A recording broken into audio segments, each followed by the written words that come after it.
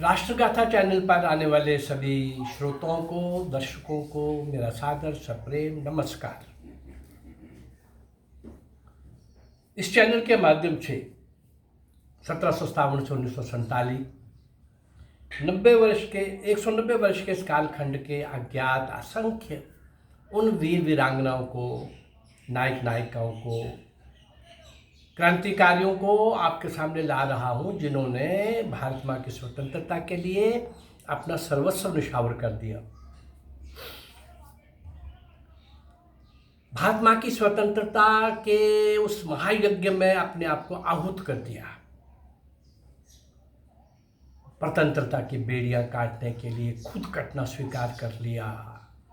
बड़ी छोटी आयु में भारत माँ की गोद में पल रहे वो क्रांति वीर वीरांगनाएं छोटी आयु में फांसी के तख्तों पर झूल रहे थे। जेल में लंबी कठोर यात्राएं सहते हुए वही दम तोड़ रहे थे और धरती का घोर नारकीय अंडमान सेलुलर की जेल के अंदर जो गए वो 90% वही मर खप गए। और वो उस जेल की कल्पना भी करना कठिन है। घोर नारकीय, इससे भी बड़ा, नरक से भी बड़ा कुछ अगर हो सकता होगा तो वो था। समय समय पर मैं उसके बारे में थोड़ा बहुत आपके सामने रखता हूँ। वो क्या था? जहाँ पर क्रांतिकारियों के सम्राट वीर सावरकर को 2 जन्म का कारावास मिला और उनके बारे में क्या क्या इन नकली देशभक्तों ने, इन काले अंग्रेज़ों ने, और आज भी वो अपने पतन की ओर बढ़ रहे हैं। आज़ादी के समय में भी उन्होंने कितने पाप किए हैं और बाद में भी कितने पाप किए हैं, ये मैं समय समय पर वो पृष्ठ भी आपके सामने लाता रहता हूँ। लेकिन आज इस चैनल के माध्यम से उसी श्रृंखला के साथ उन्हीं क्रांति वीर वीरांगनाओं की, नायक नायिकाओं की श्रृंखला को और बड़ा करते हुए कुछ और ऐसे अज्ञात, अल्पज्ञात, पूर्ण रूप से अज्ञात ऐसे सब क्रांतिकारियों को मैं आपके सामने लाने का प्रयास कर रहा हूँ। चलिए, आज कौन वो ऐसे अज्ञात महान क्रांतिवीर इस श्रृंखला में और पंक्ति में जुड़ रहे हैं? श्री भवानी दयाल सिंह। श्री भवानी दयाल सिंह अपनी पढ़ाई छोड़कर स्वतंत्रता आंदोलन में कूद पड़े। शासन के प्रति भवानी दयाल सिंह के मन में इस कारण से आक्रोश था कि वो उस समय की ब्रिटिश सरकार ने देश के सभी नेताओं को एक साथ गिरफ्तार करके जेलों में बंद कर दिया था। अपने कर्तव्य की पुकार सुनकर भवानी दयाल सिंह अगस्त क्रांति को हवा देने लगा, जुट गया। भवानी दयाल सिंह शासन विरोधी जुलूस में सम्मिलित हुए और पुलिस की गोली खाकर बलिदान हो गए। वे वाराणसी जिले के रामसिंहपुर ग्राम के निवासी थे, श्री भवानी दयाल सिंह जी। चलिए थोड़ा आगे बढ़ते हैं। श्री भवानी प्रसाद। श्री भवानी प्रसाद ये किसी का अनुमान नहीं था कि मध्य प्रदेश के अंतर्गत जबलपुर जिले के मंजागांव नाम के छोटे से ग्राम के धीवर परिवार का एक बहुत कम पढ़ा लिखा व्यक्ति अगस्त क्रांति में इतना नाम कमाएगा। भवानी प्रसाद को पता भर लगना चाहिए कि आज अमुक स्थान पर कोई राजनीतिक मीटिंग हो रही है। वह वहां अवश्य पहुंचता और सभी के विचार बहुत ध्यान से सुनता रहता। उसे इस बात का दुख था कि उसे भाषण करना नहीं आता था। वह मन ही मन सोचा करता कि क्या कभी मुझे भी कुछ करने का अवसर मिलेगा। जब भारत छोड़ो आंदोलन आरंभ हुआ तो भवानी प्रसाद को एक अच्छा अवसर हाथ लग गया। भवानी प्रसाद ने भूमिगत कार्यों में बहुत सक्रिय भाग लिया। भूमिगत कार्यों के बारे में मैं अपना अनुभव भी आपके साथ समय समय पर शेयर करता रहता हूँ। गिरफ्तार कर लिया गया और उसे जबलपुर जेल में रखा गया। जेल में उसे इतनी कठोर यातनाएं दी गई और उसका परिणाम ये निकला कि जब भवानी प्रसाद को जेल से मुक्ति मिली तो उसमें जीवन शक्ति शेष नहीं रह गई थी। शीघ्र ही वे भी बलिदान की राह पर चल पड़ा, अर्थात हाँ, वो उस लोह की यात्रा के लिए निकल पड़े श्री भवानी प्रसाद। श्री भवानी सिंह, श्री भवानी प्रसाद के बाद अब एक और श्री भवानी भट्टाचार्य। श्री भवानी भट्टाचार्य आयरलैंड के क्रांतिकारियों का निर्ममतापूर्वक दमन करने में ब्रिटिश सरकार सर जॉन एंडरसन को खूब सफलता मिली थी। British officer sir John Anderson को खूब सफलता मिली थी। अंग्रेजों ने सोचा कि बंगाल के क्रांतिकारियों को सबक सिखाने के लिए एंडरसन को भारत बुलाया जाए। ऐसा ही किया गया।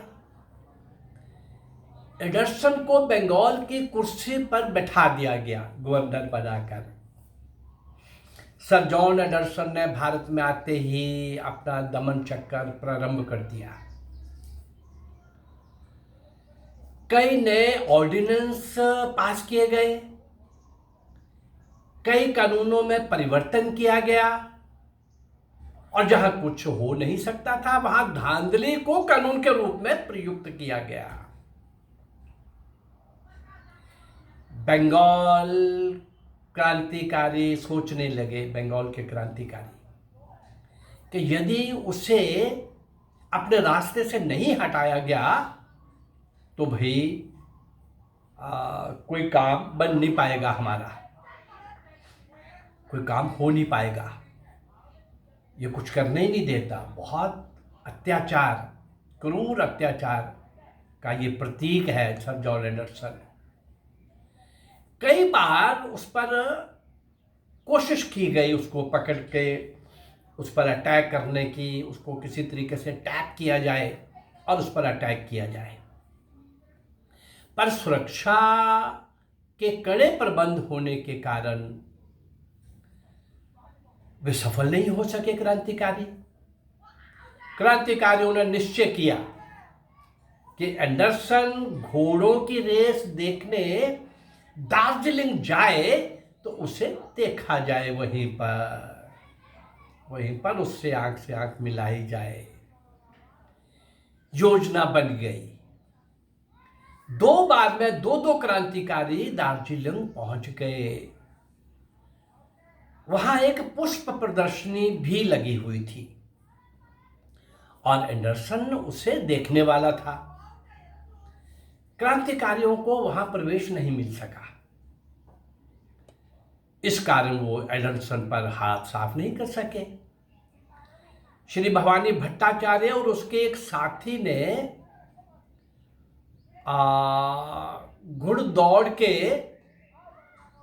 2 टिकट खरीदे और यूरोपियन फैशन के बढ़िया सूट पहनकर वे दर्शक दीर्घा में पहुंच गए। वे इस स्थान तक पहुंच गए जहां गवर्नर और जनता की दीर्घाओं को पृथक करने के लिए एक नीचे दीवार बनाई गई थी। जो ही घुड़दौड़ प्रारंभ हुई और एंडरसन खड़ा हुआ इतने में भवानी भट्टाचार्य ने दीवार पर हाथ रख के और एंडरसन पर गोली दाग दी। उसका निशाना चूक गया। इस बीच सर जॉन एंडरसन के अंगरक्षकों ने भवानी प्रसाद पर गोलियां छोड़ दी और जैसे ही वह गिरा उसे दबोच लिया गया। भवानी भट्टाचार्य के एक साथी ने जब एंडरसन पर गोली दागी, साथी ने भी दागने का प्रयास किया, उसे भी काबू कर लिया गया। दोनों पर मुकदमा चला। श्री भवानी भट्टाचार्य को 3 फरवरी 1935 फरवरी 3, 1935 को राजशाही जेल में फांसी दे दी गई। फांसी के तख्ते पर झुला दिया गया और भवानी भट्टाचार्य अंतिम आखिरी नींद सो गया, लंबी यात्रा पे निकल गया। श्री भवानी दयाल सिंह, श्री भवानी प्रसाद और श्री भवानी भट्टाचार्य को अभी 1924-1942 के ही काल का मैं दे रहा हूँ। वैसे तो 190 वर्ष का समय लिया है और 615-16 वीडियोज़ आप तक पहुँच भी गई हैं। आज जिनके बारे में कुछ अल्प भी मेरे पास जानकारी है, मैं उनको भी दे रहा हूँ। जैसे पहले 2 क्रांतिकारी श्री भवानी दयाल सिंह और श्री भवानी प्रसाद की उससे थोड़ी ज़्यादा थी, लेकिन भवानी भट्टाचार्य की जानकारी लगभग काफ़ी थी। जानकारी मान लो किसी की कम भी हो तो यार इन लोगों के बलिदान, कुर्बानियाँ, निष्काम भारत माँ को स्वतंत्र कराने की चाह में अपने आप को कुर्बान कर रहे थे, आश्चर्यजनक शौर्य और वीरता के नए पृष्ठ लिख रहे थे। हम इनको याद नहीं करेंगे? अवश्य याद करेंगे। इन्हीं को याद करने का क्रम मैंने इस चैनल के माध्यम से आरंभ किया है। अगर मेरा ये प्रयास आपको अच्छा लग रहा है तो इस चैनल को लाइक करिए, सब्सक्राइब करिए और शेयर करिए। नमस्कार, जय भारत, धन्यवाद।